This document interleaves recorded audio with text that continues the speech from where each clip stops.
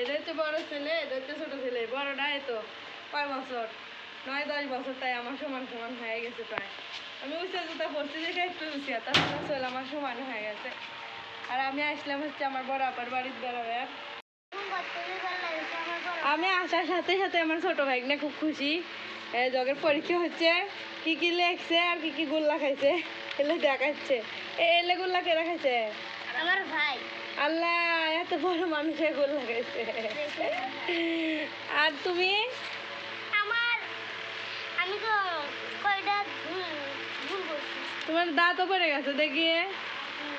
আরে তাহলে দাঁতও পড়ে গেছে। কয়টা দাঁত পড়ছে? কয়টা? 2টা। আবার দাঁত জ্বালাবো। পানি খেতে সমস্যা হয় না? পানি পড়ে যায় না? তার গোস্ত খাইতে পরে যায় না। দেখুন আজকে এখন ভিডিও অফ। কেন? অফ। বোনের বাড়ি আসলাম, আইসা ছেড়ে সকালবেলা আমি ভাবছিলাম না ডাক্তার দেখাবো থেকে না আসছিলাম। তাড়াতাড়ি বোন আমার রাইস কুকারের থেকে ভাত নিয়ে মাছ ভাজি করে ফেলে দিতে দিছে। আর ওইদিকে রান্নাবাড়ি হতেছে, এদিকে রান্না বান্না হচ্ছে। এ মাছ ভাজি এলো, হয়ে গেছে হয়ে গেছে।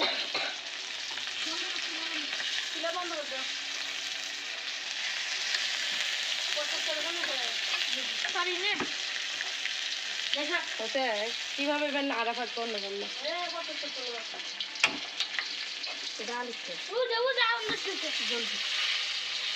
এখন আপাতত তেলে দিয়ে খাই, পরে যাওয়ার সময় আর ভালো করে খাই দেবো। বোনে যে মাছ ভাজি আর মুরগির মাংস রান্না করতে খাবার বসে গেছি।